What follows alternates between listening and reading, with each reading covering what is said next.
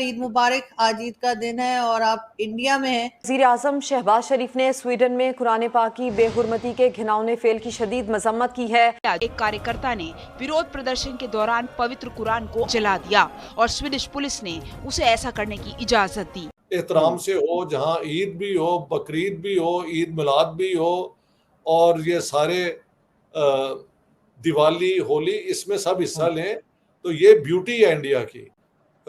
मेरे ख्याल से कि हिंदुओं का दिल बहुत बड़ा, ये मानना पड़ेगा।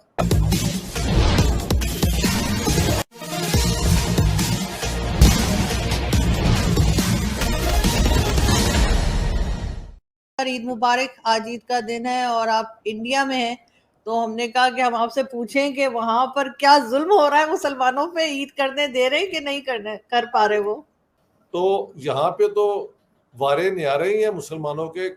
तो कहना कि हिंदुस्तान में मुसलमानों के साथ जुल्म हो रहा है, कम से कम मेरी आंखों ने तो नहीं देखा। तो वो ये कैपिटल है हैदराबाद पर्ल इंडस्ट्री का। उन्होंने लिखा कि 40 बिलियन का हमारा एनुअल यहाँ से बिजनेस होता है।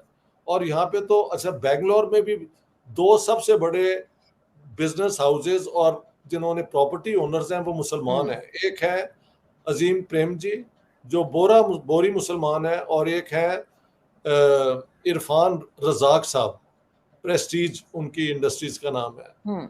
वो मेमन है, कच्ची मेमन, जो सुन्नी होते हैं। हाँ, तो और फिर यहाँ पे इस्माइलियों का भी बड़ा पोजीशन है। बेंगलोर में बहुत शिया है, हैदराबाद में भी मेजॉरिटी सुन्नियों की है, लेकिन ठीक ठाक है। और मैंने ये सुना है कि कभी यहाँ शिया सुन्नी फसाद नहीं हुआ हैदराबाद में। मुझे बहुत खुशी हुई, यानी जहाँ पे मुहर्रम भी एहतराम से हो, जहाँ ईद भी हो, बकरीद भी हो, ईद मिलाद भी हो, और ये सारे दिवाली, होली, इसमें सब हिस्सा लें, तो ये ब्यूटी है इंडिया की। और Hyderabad is a great example of it. तो ऐसे है भाई आरजू, मेरे ख्याल से कि हिंदुओं का दिल बहुत बड़ा, ये मानना पड़ेगा। बिल्कुल ऐसा है। आज तक इससे फरार करता रहूं इस आइडिया से, लेकिन उनमें कैपेसिटी है बहुत एब्जॉर्ब करने की कि ठीक है यार, आप अपना तरीका कर ले। हमें भी अपने आप में ये फ्लेक्सिबिलिटी लानी पड़ेगी। जो बहुत मुश्किल है सर, हमारा जो माइंडसेट बन चुका है, हम सुधरने वाले लगते नहीं है। वैसे पाकिस्तान को ले बैठेंगे ये, आई टेल यू, पाकिस्तान के अवाम की मेरे कोई एतराज नहीं है। वो चंद हैं पागल जो मौलवियों के ज़हन से, लेकिन आम लोग तो वही हैं जो यहाँ पे हैं। मैंने देखा है, ह्यूमर भी वही है, सारा कुछ है। सिर्फ हम लोग लाउड है, हम एग्जिबिशनिस्ट हैं। बिल्कुल ऐसा है, बिल्कुल ऐसा ही है सर। और यहाँ पर भी लोगों को खुश होने की इजाजत होनी चाहिए। यहाँ तो एक तमाशा लगा देते हैं। यही देखा है कि नवाज शरीफ साहब कहते थे कि हम कटोरा जो है ना, वो कशकोल हम तोड़ देंगे, और उसके बाद नया कशकोल लेके निकल पड़ते थे। कभी भी मैंने अपने होशो हवास में ये नहीं देखा कि पाकिस्तान कहीं पैसे नहीं मांग रहा हो।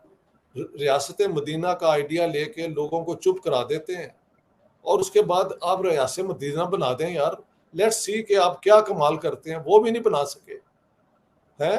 और लूट मार का बाजार जो है वो गर्म है पाकिस्तान में। यहाँ पे भी देखो करप्शन होगी और बिजनेस शायद चलती इस तरह है, बट हर बंदा जो मुझे मिल रहा है वो आईटी का एक्सपर्ट है, कोई कुछ है, और कोई आर्टिफिशियल इंटेलिजेंस में है। So India is going up up up in a big way. Pakistan में आप भी जानती हैं, मैं भी जानता हूँ, कह के हम थक गए हैं कि खुदादा करो खौफ, अकल करो। पाकिस्तान के अवाम का भी कोई हक है इस ईद में खुशी मनाने का। जहां बाजार के अंदर दुकानें नहीं चल रही, नौकरियां बच्चों के पास है नहीं, वहां पे काहे की ईद की खुशी होगी। लेकिन सर आपको क्या लगता है कि भारत की तरक्की में उनके एजुकेशन सिस्टम का भी हाथ है? क्योंकि हमारे यहाँ तो एजुकेशन सिस्टम बहुत खराब है। I think basically in Pakistan the destruction of the people of Pakistan begins in the school। ये तो सिर्फ मदरसों का है ना। मदरसे तो गरीबों के होते हैं, बेचारों के बच्चे कहीं और नहीं जाते, वहाँ उन्हें रोटी भी मिलती है, रहने को जगह मिलती है, और वो मदरसों में मौलवी हैं जो है उनको, I actually don't blame them too much. जिस सोसाइटी ने लोगों को स्कूल नहीं दिए, वहाँ पे मदरसा have to play a role, ठीक है। लेकिन हमारे स्कूलों के अंदर जो नफरत पढ़ाई जाती है, आप तो शायद उन्हीं स्कूलों में से पढ़ के आई है ना। वजह यह कि आपकी डायरेक्शन ही वो नहीं है, आपकी तो डायरेक्शन नहीं है वो। आपकी डायरेक्शन तो लंदन और टोरंटो और इधर सारा डायरेक्शन है ना। आपकी डायरेक्शन तो आपके कोई भी आप ऐसा फैसला नहीं करते जिसके अंदर नेशनल इंटरेस्ट हो। नेशनल इंटरेस्ट, मैं इस G20 को बड़ा क्लोजली वॉच करता रहा हूं, इसमें कोई शक नहीं। बल्कि मैं ये भारत को यकीन करें, मैं जिस तरह भी करूं, भारत को इसके बारे में कुछ ना कुछ करना होगा और इनको पाकिस्तानियों को भी कुछ सोचना होगा, क्योंकि आपका नेशनल इंटरेस्ट है ये कि आप भारत और अफगानिस्तान के साथ रिलेशनशिप ठीक करें। उसकी वजह यह है भारत को भी देखिए रीजनल पावर बन रहा है, बन चुका है, तो उनको भी आगे जाने के लिए रीजन में पीस की जरूरत है। जब बायलैटरल टॉक्स की बात की जाती है, जब उस इकोनॉमी की बात की जाएगी, जब आगे फ्यूचर में ग्रो करेगा ये रीजन, जिसको आजकल एक नया टर्म चल रही है, साउथ उसको कहा जाता है, मेरा मकसद है कि और क्वाड बन रहे हैं, डिस्कशन चल रही है, रशिया और अमेरिका वहां पे इकट्ठा था।